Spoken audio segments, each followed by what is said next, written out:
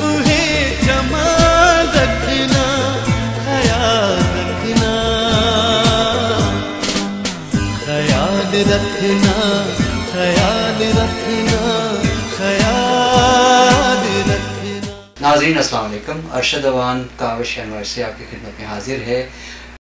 आज हम आर्टिज़म पे बात करेंगे। अप्रैल का महीना आर्टिज़म अवेयरनेस मंथ कहलाता है और आज मेरे साथ इस प्रोग्राम के शुरका हैं मिसेस सबिया रहमान। आप फाउंडर और पास्ट प्रेसिडेंट हैं national आर्टिज़म association of New York metro chapter की, और मेरे साथ हैं डॉक्टर खालिद रहमान साहब। आप चेयरमैन हैं advocacy committee of national आर्टिज़म association New York metro chapter के। मैं आप दोनों को खुशामदीद कहता हूँ इस प्रोग्राम में। शुक्रिया, मोस्ट वेलकम। तो मिसेस सबिया रहमान साहिबा, आपसे मेरा क्वेश्चन ये है कि आर्टिज़म क्या होता है, कुछ वजाहत फरमाइए इसको। ऑटिज़म जो है, आप इसको एक डेवलपमेंटल डिसेबिलिटी कह लीजिए, जिसमें कि बच्चा जो है वो शुरू में बिल्कुल नॉर्मल बच्चों की तरह बढ़ रहा होता है, बातें करता है, हंसता खेलता है, मुस्कुराता है, गा भी लेता है, खेल भी लेता है। लेकिन एकदम से बच्चे में कोई 2.5-3 साल की उम्र के करीब आके तब्दीली आ जाती है। अच्छा। जिसमें कि बच्चा एकदम से बातें करनी बंद कर देता है। अच्छा। आँख नहीं मिलाता, खामोश हो जाता है, खेलना बंद कर देता है और बिल्कुल अपने आप को अकेलेपन में जो है वो उसको जो है वो उसकी ख्वाहिश होती है कि बस अकेला बैठा रहे, हाथों से खेलता रहे और गुमसुम और किसी और चीज़ में इंटरेस्ट नहीं लेता बच्चा। अच्छा। ये बच्चे फिर पढ़ लिखना इनके लिए मुश्किल हो जाता है, अपनी ख्वाहिश ज़ाहिर करनी मुश्किल हो जाती है, किसी किस्म के जो है दोस्तों के साथ राब्ता कायम करना मुश्किल हो जाता है। लेकिन सबसे जो बड़ी तकलीफ़ दे चीज़ है वो ये है कि बच्चा बोलना बंद कर देता है। अच्छा। तो ये एक डेवलपमेंटल डिसेबिलिटी। ठीक है। इस हालत में क्या बच्चा तंग भी करता है पेरेंट्स को अपनी कोई? अच्छा, ये डिपेंड करता है क्योंकि ऑटिज़म जो है ना वो एक कहते हैं स्पेक्ट्रम डिसऑर्डर है, यानी कि बहुत माइल्ड भी होता है और बहुत सीवियर भी होता है। अच्छा। जो सीवियर होता है आप उसको समझ लें कि वो एक तरह से रिटार्डेशन की कैटेगरी में आ जाता है, मेंटल रिटार्डेशन की। जो बच्चे माइल्ड होते हैं वो उनमें से बहुत से बच्चे जो हैं वो जीनियस, अच्छा, आप समझे जीनियस कहलाते हैं। लेकिन ये है कि वो सोशलाइज नहीं कर सकते, दोस्त नहीं बना सकते। अच्छा। जहन उनका बहुत जो है वो पुख्ता होता है। दरमियान वाले बच्चे जो हैं वो ये है कि बात नहीं करते, लेकिन उनको और बहुत सी तकलीफ़ें हो सकती हैं। कुछ बच्चों में जो है पेट की ख़राबी बहुत ज़्यादा होती है। अच्छा। या हर वक्त उनको कॉन्स्टिपेशन रहती है या एकदम से उनको डायरिया हो जाता है, और ये जो है इसको मैनेज करना बड़ा मुश्किल हो जाता है। कुछ बच्चों को जो है सीजर्स होते हैं, मिर्गी, उसकी जो है काफ़ी सीवियर प्रॉब्लम होती है इन बच्चों को। और कुछ बच्चे खाते पीते नहीं। अच्छा।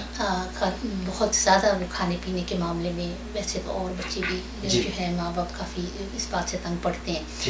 तो कुछ बच्चे जो हैं उनको पेट की तकलीफ़ की वजह से इतनी ज़्यादा तकलीफ़ होती है कि वो हर वक्त पेट पे हाथ का दबाव या किसी भी चीज़ का दबाव रखते हैं कि ताकि उनकी तकलीफ़ जो है वो दूर हो जाए। अच्छा। कुछ बच्चे जो हैं वो तकलीफ़ जब बहुत बर्दाश्त से बाहर हो जाए तो अपना सिर पटकते हैं दीवार के साथ, इतनी सख्त उनको तकलीफ़ होती है।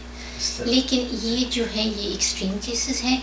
ज़्यादातर बच्चे जो हैं वो आप समझे दरमियान में हैं, जहाँ के वो बातचीत नहीं करते और वो डेवलप नहीं कर रहे। ठीक है। मैं अगला सवाल डॉक्टर खालिद रहमान साहब से करूँगा कि डॉक्टर साहब ये बताइए कि आर्टिज़म किस हद तक फैला हुआ है इस वक्त? अगर आप ये सवाल मुझसे 30 या 40 साल पहले पूछते जी, तो मैं कहता कि ऑटिज़म क्या है मुझे नहीं पता, क्योंकि वो आज से 30 साल पहले یہ لفظ کم ہی سنا جاتا تھا. آپ ٹھیک ہے. اب یہ حال ہو گیا ہے کہ آپ کسی بھی گھر میں چلے جائیں, کسی محفل میں چلے جائیں, جی آپ کے دفتر میں جو لوگ ہیں, کوئی نہ کوئی کسی نہ کسی کو جانتا ہے جس کا بچے کو آٹزم ہے. ٹھیک ہے. تو جہاں یہ پہلے کہیں 1 in 10,000 تھا, جو 2010 کے ڈیٹا ہے, گورنمنٹ نے جو ڈیٹا ریلیز کیا ہے, جی اس میں سارے امریکہ میں اس وقت 88 میں سے ایک بچہ جو ہے 1 in 88 جی جو ان کو آٹزم ہے. ٹھیک. اور چونکہ یہ بیماری جو ہے لڑکوں میں زیادہ ہوتی ہے, لڑکوں میں 4 گنا زیادہ ہے لڑکیوں کے بارے میں, اچھا لہٰذا اگر آپ صرف لڑکوں میں دیکھیں, بچوں میں جی صرف ان دا بوائز, تو اس میں یہ از 1 in 54, آلموسٹ آپ کہہ لیجیے کہ ہر 50 ایک بچہ جو ہے 50 بچوں میں سے ان کو آٹزم ہے. اچھا اور چند ایک کمیونٹیز میں تو بہت زیادہ ہے. ایک صومالیہ سے لوگ جو ہیں کافی سیٹل ہوئے ہیں منیسوٹا میں.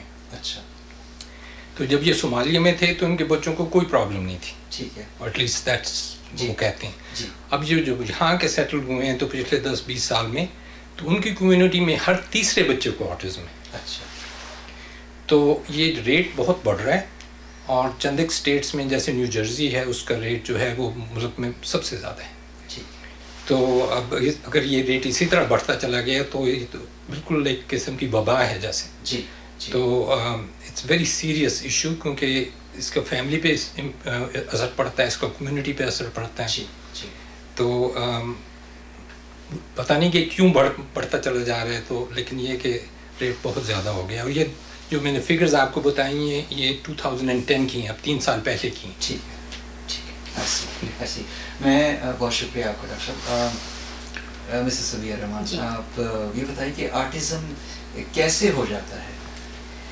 یہ معلوم نہیں, سائنٹسٹ اس کے اوپر بہت ریسرچ کر رہے ہیں, لیکن ابھی تک کوئی وثوق سے نہیں کہہ سکتا کہ اس کی وجہ کیا ہے. کچھ لوگوں کا کہنا ہے کہ یہ جینیٹک ہے, آپ میں پیدائشی جو ہے یہ پرابلم ہے, لیکن پھر لوگ یہ بھی کہتے ہیں کہ اگر یہی بات تھی تو پہلے کیوں نہیں تھا.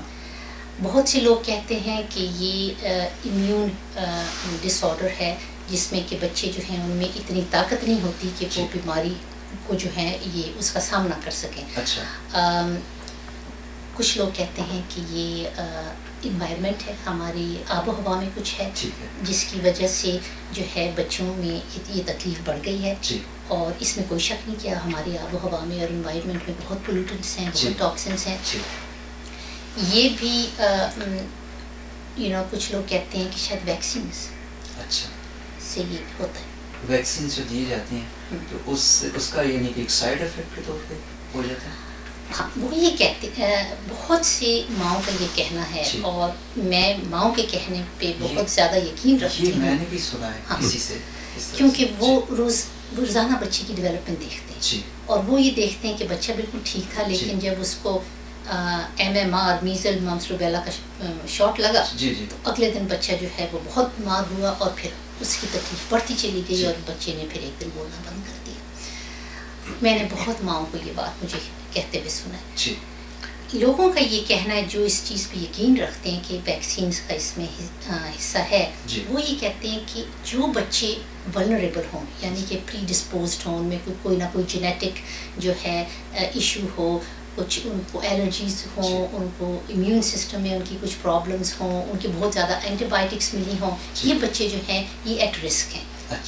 ان کو اگر آپ نے زیادہ ویکسینز دے دیے تو بیلنس شفٹ ہو جائے گا. اس لیے ہر بچے کو آٹزم نہیں ہوتا, حالانکہ ہر بچے کو ویکسینز لگے ہیں, لیکن کچھ بچے جو ایٹ رسک ہیں ان کو ویکسین سے یہ خطرہ ہو سکتا ہے, یہ لوگوں کا کہنا ہے. تو ایک دفعہ پھر آپ بتائیے کہ رسکس جو ہیں وہ یعنی جسمانی طور پر بچے کمزور نظر آئیں یا کیا ہو کہ اس چیز کا اندیشہ ہو جاتا ہے پھر؟ ہاں جی, وہ ایسے ہے کہ اگر بچے کو بچہ بہت بیمار رہنے لگ گیا اور اس کو آپ نے بہت زیادہ اینٹی بائیوٹکس دے دی ہیں, جس کی وجہ سے بچے کی جو امیونٹی ہے وہ ریسٹرکٹ ہو گئی ہے, یا بچے کو جو ہے ماں کا دودھ نہیں ملا, فارمولا ملک ملا ہے, ماں کے دودھ پہ جو بچہ پلتا ہے اس کی امیونٹی اسٹرانگ ہوتی ہے, یا اگر کوئی جینیٹک وجہ ہو یا الرجیز ہوں بچے میں, وہ بچہ جو ہے وہ پھر ایٹ رسک ہوگا کہ اس کے آپ کو اگر ویکسینس کے بھی بہت زیادہ شاٹس لگا دیے تو بچہ برداشت نہیں کر سکتا.